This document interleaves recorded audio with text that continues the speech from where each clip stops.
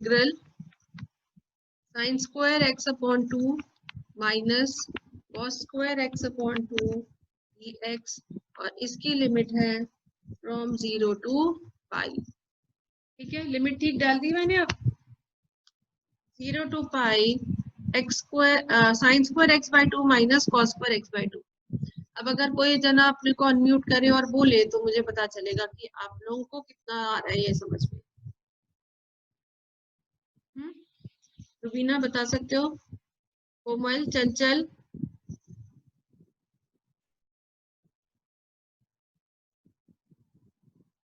नेहा अपने को अनम्यूट कर ले। मैम माइनस कॉमन ले लेंगे तो ये फॉर्मूला बन जाएगा ना अच्छा ठीक है, cos x का। इसका वेरी गुड, माइनस को हमने कॉमन ले लिया और ये बन गया cos x का। Are you sure?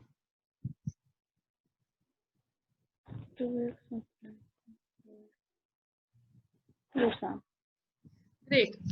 तो फिर अब क्या आंसर आ जाएगा इसका? cos x का इंटीग्रल क्या होता है? sin x। ठीक है, अपॉन तो कुछ करना ही नहीं है, बाहर माइनस एक है ही, और यहाँ पर हम वैल्यू डाल देंगे 0 से पाई। ठीक है, इस माइनस को रहने दो बाहर, ये आपके पास आ गया साइन पाई माइनस साइन 0। बस इतना सा है पक्का। फिर वैल्यू क्या आ रही है, इसका आंसर क्या आ रहा है, जल्दी बताओ। मैम 0। ठीक है, ये 0 क्यों आ रहा है ये बाकियों को समझ में आ रहा है? माइनस अपनी जगह पे है, लेकिन ये तो दोनों ही टर्म्स 0 हैं, तो हम इस माइनस का करें भी क्या, कुछ नहीं हो सकता। ठीक है जी, तो कितना आसान हो गया ये क्वेश्चन, देखिए जब एक फॉर्मूले में डाल दिया इसको। और सिर्फ इसलिए मैं, बहुत इजी है इस एक्सरसाइज के, कोई भी क्वेश्चन ऐसे वाले हैं नहीं। लेट अस टेक, एक ये है पाई बाय 4 से लेके पाई बाय 2। फटाफट मेरे को cosec x का इंटेग्रल बताओ, क्योंकि करेंगे तभी ना, और डायरेक्टली इंटेग्रल आ जाता है इसका, बस हमने सिर्फ इसमें लिमिट डालनी है। Log cosec x minus cot x। ठीक है, श्योर?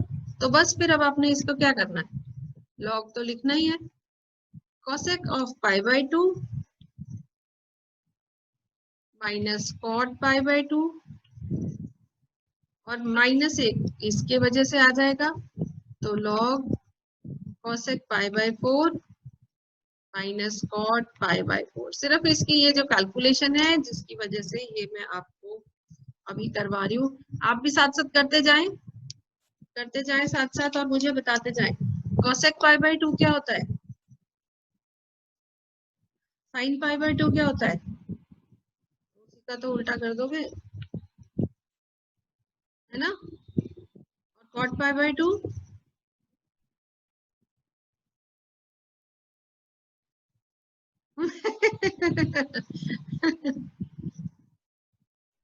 tan 90 डिफाइंड नहीं होता ना, 1/0 होता है ना tan 90, तो cot तो 0 आएगा फिर।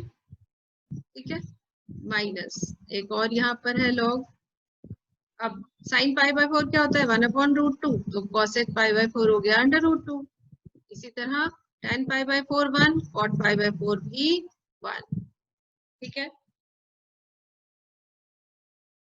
x √x plus 2 dx integral 0 से लेकर 2। ये है क्वेश्चन नंबर 4। ठीक है, अब इसमें क्या करेंगे, ये आपके लिए एक हिंट है कि आप पुट कर दीजिए x प्लस 2 को t स्क्वायर, t ना पुट करके t स्क्वायर कर दीजिए। उससे क्या होगा, जब हम यहाँ का रूट लेंगे तो यहाँ का भी लेंगे। ठीक है, और ये हो जाएगा t, तो हम इसको t पुट कर सकेंगे। फिलहाल हमने ये लिया, तो चलो डेरिवेटिव ले लेते हैं। dx इज इक्वल टू क्या लिखोगे बेटा फिर, 2t dt।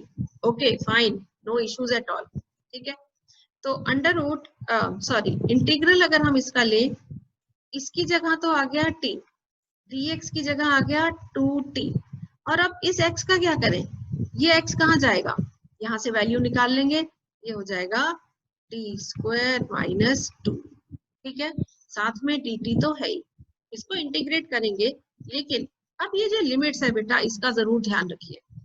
When x equal to 2, t की वैल्यू क्या आ जाएगी बताइए? t square is equal to 4 आ गया, और इसीलिए t की वैल्यू 2, पॉजिटिव वैल्यू लेंगे। व्हेन x इक्वल टू 0 है तो t स्क्वायर की वैल्यू 4 मिल रही है, और पॉजिटिव वैल्यू लेने से t की 2 है। ठीक है, अगर x को 0 कर दें तो t स्क्वायर की वैल्यू 2 आ रही है।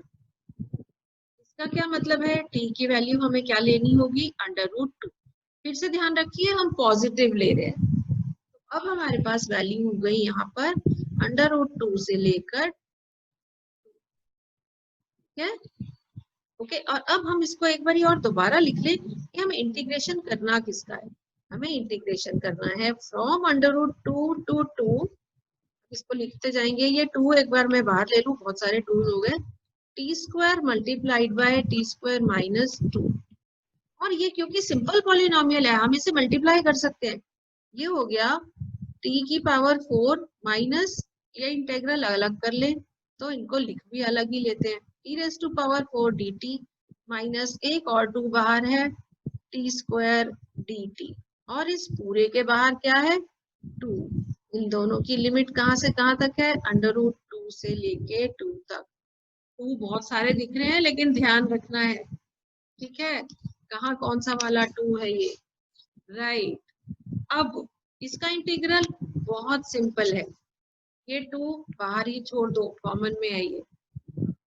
t4 का इंटीग्रल बेटा t की पावर 5/5, वैल्यू डाल देंगे √2 से 2 तक, माइनस ये 2 है यहाँ ले लो, t स्क्वायर का इंटीग्रल t³/3, इसकी वैल्यू डालेंगे √2 से 2 तक। ठीक है, तो चलो कर लेते हैं। ये तो हो गया 2। अब t की पावर 5 मतलब 2 की पावर 5/5, ठीक है, माइनस √2 की पावर 5/5। ये बात क्लियर है सबको? माइनस, अब ये वाला 2 और इस 2 को अब कर लो मल्टीप्लाई, ठीक है, और ये हो जाएगा 2 की पावर 3/3 माइनस √2 की पावर 3/3। ठीक, बस अब बेसिक सिंप्लीफिकेशन है इसमें, और ऐसा कुछ भी नहीं है, मेंटल मैथ्स लगाते जाओ। चलो ये 2 ऐसे ही रहने देते हैं। 2 की पावर 5 क्या आता है बेटा? 32/5 माइनस, अब √2 को 5 बार कर रहे हैं, 2 बार करने से 2 मिलता है, 2 बारी और करने से 2 मिलेगा, और एक बार बचेगा √2। ये समझ में आ गई सबको? तो हमारे पास क्या आ गया? 2 × 2 4 √2/5 माइनस ये 4 है यहाँ पे, ये बन गया 8/3 माइनस 2√2/3। कैलकुलेशन सिंपल है, आप लोगों को पता चल जाती है ये क्या है और कैसे है। मैं इसको फिलहाल ऐसे रहने दे रही हूँ, इसको देख लेना। अब क्या करें? सिंप्लीफाई तो करना ही है, दोनों के डिनोमिनेटर यहाँ सेम है, एक ही बार लिख देंगे और यहाँ भी इकट्ठा लिख देंगे। ठीक है, इन दोनों में से क्या कॉमन ले सकते हैं? 4 कॉमन ले सकते हैं, बाहर तो 2 है ही, ठीक है, सो 2 × 4, यहाँ पर क्या बचा? 8/5 या 8 माइनस √2 होल अपॉन 5 लिख दे, माइनस, अब ये एक और 4 है, तो हम एक काम करें, चलो ठीक है, ये भी 4 है, 8 इनमें से 2 कॉमन ले लेते हैं, 4 माइनस √2 होल अपॉन 3। ठीक है, अब क्या करें? ये भी 8 है और ये भी 8 है, इनको कॉमन ले लेते हैं और इनको माइनस कर लेते हैं। मतलब थोड़ी सिंपल सी कैलकुलेशंस है, आप मेरे ख्याल से आप खुद करोगे इसको।